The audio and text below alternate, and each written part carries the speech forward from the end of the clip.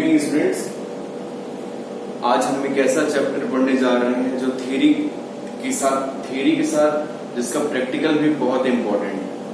इस चैप्टर में से कम आपके एग्जाम में 4 नंबर के क्वेश्चन जरूर आते हैं, इसलिए इसको बहुत ध्यान से समझना बहुत जरूरी है। और ये स्टूडेंट्स के लिए काफी एक डिफिकल्ट टाइप का चैप्टर है, मतलब स्टूडेंट इससे बचते हैं, इसको करने से बचते हैं, इसके क्वेश्चंस को बचते हैं, इसको मतलब पढ़ने से बचते हैं। तो हम इसको बहुत ही आसान भाषा में क्या है ये चीज, क्यों है और किस लिए इसका इकोनॉमिक्स के उसमें क्या इसकी इंपॉर्टेंस है, इसकी सब सारी चीजों को हम समझेंगे आज के वीडियो में। सो मेरे प्यारे स्टूडेंट्स, आज हम पढ़ने जा रहे हैं क्या, आप लोग देख सकते हैं चैप्टर का नाम है इलास्टिसिटी ऑफ डिमांड।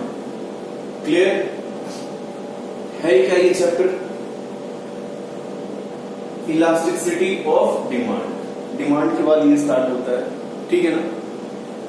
हम इस चैप्टर में आप देखते होंगे कि डिमांड में जो भी डिमांड है या किसी भी क्वांटिटी की डिमांड है, उसमें अगर कोई सा भी चेंज आता है, वो चेंज क्यों आता है, किसके रेस्पेक्ट में आता है, किन कारणों से आता है,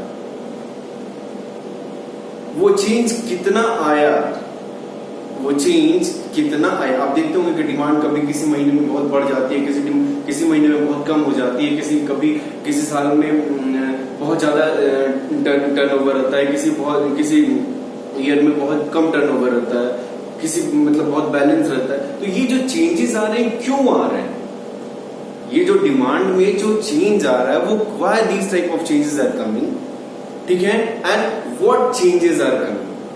सो जो ये चेंज कितना चेंज आ रहा है, इसी को मेजर करना, इसी को जो हम मेजर करने का तरीका हम इस चैप्टर में पढ़ते हैं। और ये इसी में देखते हैं, इसी को हम क्या कहते हैं, इलास्टिसिटी ऑफ डिमांड कहते हैं। मतलब डिमांड कितना फ्लेक्सिबल हो रहा है, कितना क्या हो रहा है, इलास्टिक हो रहा है, कितना बढ़ रहा है और कितना सिकुड़ रहा है और किन कारणों से सिकुड़ रहा है, इसी चीज को हम इस चैप्टर में पढ़ेंगे, ठीक है ना। तो पहले देख लेते हैं क्या इस चैप्टर का नाम है इलास्टिसिटी ऑफ डिमांड। एक बहुत ही इंपॉर्टेंट चैप्टर है, आपके बोर्ड में कम से कम 4 नंबर के क्वेश्चन इससे जरूर आते हैं। ओके माय डियर स्टूडेंट्स, तो इस कॉन्सेप्ट को किसने दिया था? सबसे पहले इस कॉन्सेप्ट को दिया था एक बहुत बड़े, बहुत जानकार, इज्जत से नाम लिया करिए आप लोग, वो उन्होंने क्या है, प्रोफेसर एल्फ्रेड मार्शल। कौन है वो? प्रोफेसर एल्फ्रेड मार्शल ने इसको प्रोपाउंडेड किया था, इसके कॉन्सेप्ट को दिया था। अच्छा, कहां दिया था? कि उन्होंने एक बुक लिखी थी जो हम डेफिनेशंस ऑफ इकोनॉमिक्स में पढ़ चुके हैं ऑलरेडी फर्स्ट लेक्चर में, कि जो बुक का नाम था प्रिंसिपल ऑफ इकोनॉमिक्स में उन्होंने प्रोफेसर एल्फ्रेड मार्शल ने इस कॉन्सेप्ट को सबसे पहले दिया था। गडिंग वाला।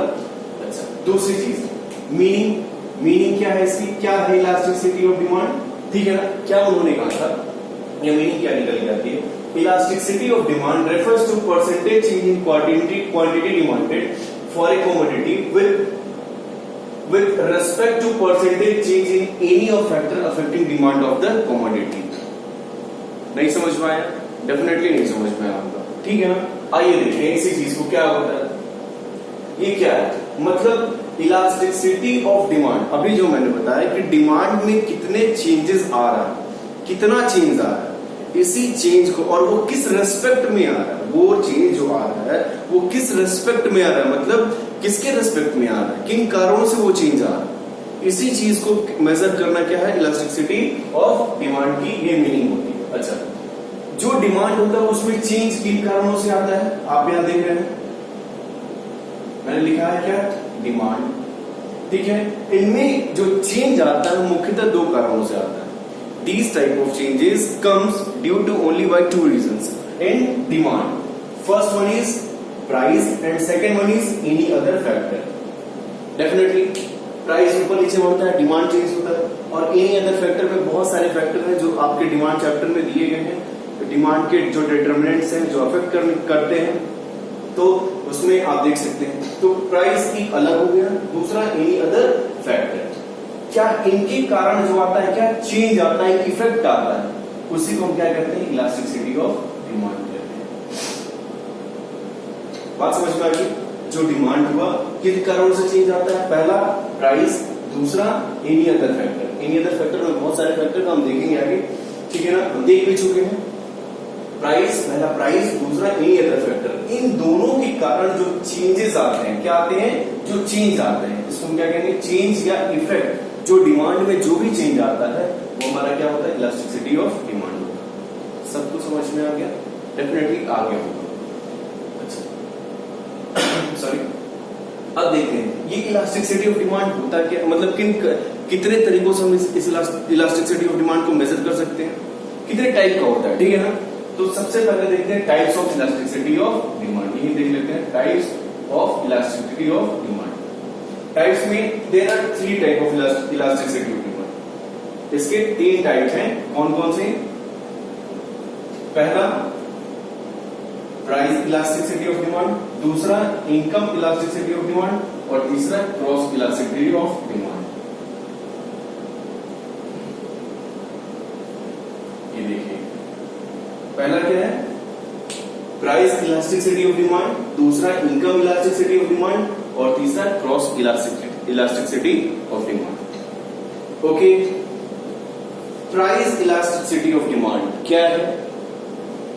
इफ एनी चेंजेस, ध्यान से सुनिएगा इस चीज को, if any changes due in the quantity demanded due to change in price, उसको क्या कहेंगे? Price elasticity of demand. ध्यान से समझिएगा इस चीज को, क्या कि किसी भी क्वांटिटी डिमांडेड में अगर उस क्वांटिटी की प्राइस के कारण चेंज आता है तो उसको हम क्या कहेंगे? Price elasticity of demand. Clear? दूसरा, अगर कंज्यूमर के इनकम के कारण, क्या? अगर कंज्यूमर के इनकम के कारण अगर किसी भी क्वांटिटी डिमांड में कोई चेंज आता है तो उसको हम क्या कहेंगे? Income elasticity of demand. Clear है? पहला क्या? प्राइस इलास्टिसिटी ऑफ डिमांड, दूसरा इनकम इलास्टिसिटी ऑफ डिमांड, तीसरा है क्या? Cross elasticity of demand. ध्यान समझिए, क्रॉस इलास्टिसिटी ऑफ डिमांड क्या है? If any change in substitution goods, substitute goods और कॉम्प्लीमेंट्री गुड्स, इन दोनों कारण से, इन दोनों गुड्स के कारण से कोई भी चेंजेस आता है डिमांड में उस वस्तु की, तो उसको हम क्या कहेंगे? Cross elasticity of demand.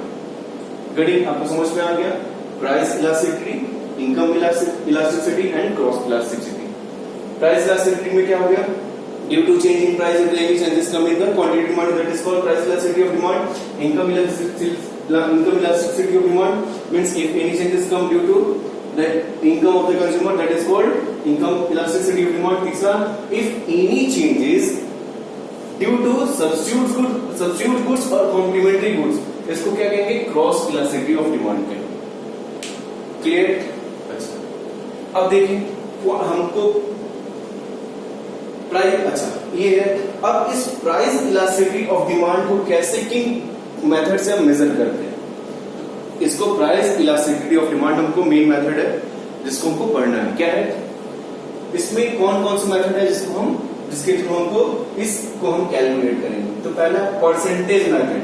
I have written in numeric form percentage sign form, okay ना। सो आप इसको परसेंटेज पूरा परसेंटेज फॉर्म में भी लिख सकते हैं। तो क्या परसेंटेज मेथड और प्रोपोर्शनेट मेथड भी इसको कहते हैं। पहला method, okay. Second, total expenditure method या टोटल आउटले मेथड भी इसको हम कहते हैं, टोटल आउटले मेथड। तीसरा, geometric method. Third, geometric method. Fourth, arc elasticity method. पांचवा, रेवेन्यू मेथड। इन पांचों तरीकों से हम प्राइस इलास्टिसिटी ऑफ डिमांड को मेजर करते हैं। ओके, अच्छा इसके बाद हमको क्या पढ़ना है? पढ़ना है क्या? Degree of price elasticity of demand. इसके बाद जो मेन इंपॉर्टेंट है वो पहले मेथड में, कि परसेंटेज मेथड की डिग्री है, इसको हमको पढ़ना है। ये मेरा कॉन्सेप्ट है, मतलब हमको इतना पढ़ना है, हमको इनकम इलास्टिसिटी नहीं पढ़ना है और क्रॉस इलास्टिसिटी नहीं पढ़ना है, ये हमारे कोर्स में नहीं है। समझ में आ गया? इनकम इलास्टिसिटी इलास्टिसिटी और क्रॉस इलास्टिसिटी हमारे कोर्स में नहीं है, ये हमको नहीं पढ़ना। हमको पढ़ना क्या है, बस प्राइस इलास्टिसिटी ऑफ डिमांड और इसकी 5 मेथड और इसकी डिग्री। इसकी डिग्री मैंने यहाँ लिख दी, क्या degree of price elasticity of demand, ये क्लास 12 के सिलेबस में है, इसी चीज को हमको पढ़ना है। क्लियर है? आइए देखते हैं फर्स्ट मेथड क्या, प्रोपोर्शनेट मेथड या परसेंटेज मेथड। क्या होता है प्रोपोर्शनेट मेथड? देखिए सिंपल सी बात है, परसेंटेज मेथड मैंने लिखा है क्या, percentage method first method. Elasticity of demand को हम कैसे रिप्रेजेंट कर सकते हैं, ई स्मॉल डी से रिप्रेजेंट कर देंगे। फॉर्मूला क्या है, इसको लिख सकते हैं क्या, percentage change in quantity demand. क्या लिखा मैंने, जो फॉर्मूला है इसका ध्यान से देखिएगा, percentage change in quantity demand upon percentage change in price. ठीक है ना, तो इससे हम बाय प्रोपोर्शनेट मेथड और परसेंटेज मेथड के थ्रू हम इलास्टिसिटी ऑफ डिमांड को कैलकुलेट कर सकते हैं। अच्छा, ये जो चेंज इन डिमांड है, क्वांटिटी डिमांड या चेंज इन प्राइस है, इसको हम लोग मैथ्स में पढ़े होंगे 10th में, डेल्टा। इस चेंज को हम क्या करते हैं, डेल्टा से प्रेजेंट करते हैं। जो चेंज है उसको हम किससे रिप्रेजेंट करते हैं, डेल्टा साइन से। क्लियर? तो हम इसको लिख सकते हैं क्या, इसका फॉर्मूला, इसको निकालने का फॉर्मूला क्या है, सामने यहाँ पे लिखा है डेल्टा क्यू। डेल्टा क्यू यानी change in quantity demanded upon Q into 100, ये इसका फॉर्मूला हो गया। किसी को कोई परेशानी, ध्यान से देखिएगा। फिर परसेंटेज चेंज इन प्राइस, इसको सेम ऐसे लिख सकते हैं, delta price delta P upon P into 100। Clear? अच्छा, जब इसको हम सिंप्लीफाई करेंगे, जब इस फॉर्मूले को हम सिंप्लीफाई करेंगे तो क्या होगा, ये 100 कट गया। अच्छा, अब ये क्या हो जाएगा, delta Q upon Q, okay, delta P upon P, तो ये यहां चला जाएगा और ये यहां चला जाए, जाओ भाई, delta Q upon into P, okay, फिर क्यू इंटू डेल्टा पी। ठीक है ना, अब इसको यहां कर देंगे हम, तो क्या हो जाएगा, delta Q upon delta P into Q. देखिए ये निकल के आ जाएगा, delta Q upon delta P, ये इधर चला जाएगा, रिश्ते वही, सोच नहीं है, delta Q upon delta P into P by Q. ये सब चाहे क्यू को हम यहां करें चाहे यहां करें, दोनों फर्क एक ही हुआ, वही बात हुई, रिश्ते वही, सोच नहीं। तो क्लियर हो गया आपको? तो ये हमारा फॉर्मूला निकल के आ गया। ओके, अब ये आपको थोड़ा फॉर्मूला वाइज है तो थोड़ा कम समझ में आया। अब एक एग्जांपल लेते हैं, क्या है कि मान लीजिए किसी प्रोडक्ट की कॉस्ट, प्राइस और ये क्वांटिटी, मान लीजिए एप्पल है, ठीक है ना, जो मुझे बहुत पसंद है, एप्पल प्राइस और क्वांटिटी। प्राइस एप्पल की 10 रुपए से कितनी हो गई, 20 रुपए हो गई, और 10 रुपए में जहां 200 क्वांटिटी बिकती थी वहां क्वांटिटी घट के 100 रुपए हो गई। ध्यान से देखिएगा, 10 रुपए से 20 रुपए और क्वांटिटी 200 रुपए से घट के 100 रुपए हो गई। अच्छा, तो सबसे पहले हम निकालेंगे क्या, percentage change in quantity demanded and upon percentage change in price.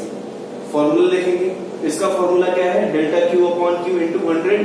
तो लिख लीजिए delta Q upon, delta Q मतलब चेंज इन क्वांटिटी, कितना चेंज आया, तो देखिएगा 200 से 100 हो गया, तो देखिए 100 आया है, 100 मैंने लिखा है, 200 से 100 हो गया, कितना यूनिट का चेंज आया, 100। अच्छा, upon Q, Q1 P into Q, मतलब first price and first quantity, we will write first price, P for first price और Q फॉर फर्स्ट क्वांटिटी। तो ये फर्स्ट प्राइस हुआ P1 P और ये फर्स्ट क्वांटिटी हुई। समझ में आ गया आपको, मतलब P बाई Q जो हम लिख रहे हैं वो फर्स्ट प्राइस और फर्स्ट क्वांटिटी, ये दोनों होंगे, ठीक है ना। तो आपने देखा डेल्टा Q मतलब 100 by Q, first Q 200 into 100 50 आ गया।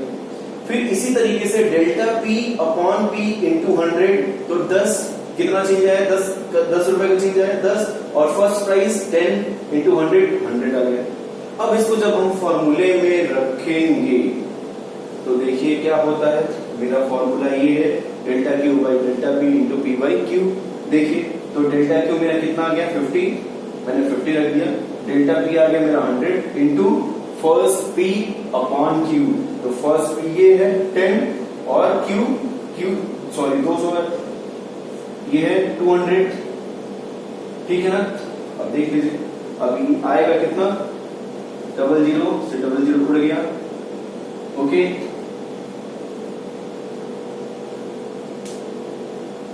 P बाई क्यू, तो ये समथिंग आएगा 0.20 करके, ओके। सो इस तरीके से हम क्या निकालेंगे, price elasticity of demand calculate करेंगे। अगर आपको कहीं भी कोई दिक्कत हो आप कमेंट पे पूछ सकते हैं। वीडियो अच्छा लगे लाइक करिए, सब्सक्राइब कर लीजिएगा चैनल को, ऐसे ही बहुत टॉपिक वाइज वीडियो लेने के लिए और उससे सीखने के लिए, ठीक है। और ये पूरा कॉन्सेप्ट आपको समझ में आया होगा। अब हम नेक्स्ट चैप्टर में पढ़ेंगे क्या, degree of price elasticity of demand, इस डिग्री को पढ़ेंगे next lecture. For today thank you very much.